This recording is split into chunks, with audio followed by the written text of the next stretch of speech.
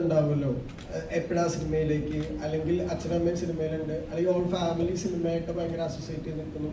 അപ്പൊ ഭയങ്കര legacy pressure ഭയങ്കരമായിട്ട് ഉണ്ടാവുമല്ലോ ചെറുപ്പം മുതലേ, ഇപ്പൊ കോളേജിലൊക്കെ ആണെങ്കിലും. അതെപ്പോഴെങ്കിലും എഫക്ട് ചെയ്തിട്ടുണ്ടോ? അതുകൊണ്ടാണോ ആദ്യം ജോലി പഠിത്തമൊക്കെ കഴിഞ്ഞ സിനിമ മതി എന്നുള്ളൊരു column? Very good question. Thank you for the question by the way. അത് ആക്ച്വലി പ്രഷർ എന്ന് പറയുന്നത് ഭയങ്കര റിയൽ ആണ്. കാരണം നിങ്ങളിപ്പോൾ പറഞ്ഞ പോലെ തന്നെ ചെറുപ്പം മുതൽ തന്നെ കുറേ പേര് എൻ്റെ അടുത്ത് ചോദിച്ചിട്ടുണ്ട്, എപ്പോഴായിരിക്കും സിനിമ ചെയ്യുന്നുണ്ടോ, സ്കൂൾ കഴിഞ്ഞ ഉടനെ ചെയ്യുമോ, അതോ എങ്ങനെയാ കോളേജിൽ കയറുമ്പോൾ ചെയ്യുമോ.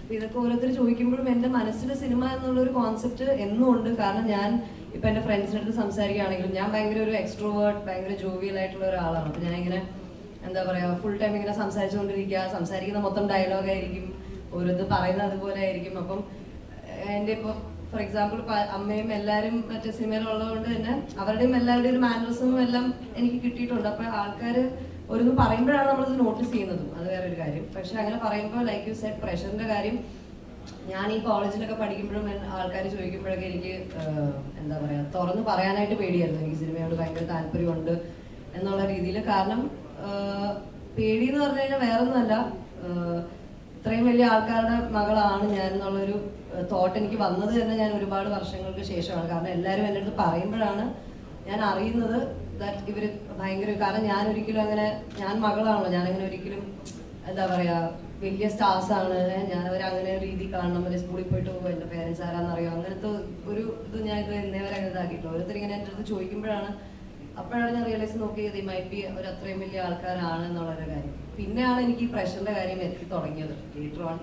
കാരണം ഞാൻ വിചാരിച്ചു എനിക്ക് അങ്ങനെ ഒത്തിരി എന്താ പറയുക, what if I am not good enough, അവരത്രയും വലിയ ആൾക്കാരാണ്, ഞാൻ ഒരിക്കലും മാച്ചപ്പ് ചെയ്യാൻ പോകുന്നില്ല. കാരണം എല്ലാവരും എന്നെ കമ്പയർ ചെയ്യാൻ പോകുന്നതും ഓ ഋഷിയുടെയും മനോജ് കെജിയുടെയും മകൾ എന്നുള്ള രീതിയിലായിരിക്കും അവർ പറയുന്നതും. അപ്പോൾ അവരുടെ ഒരു എക്സ്പെക്റ്റേഷനും ഉണ്ടാവും.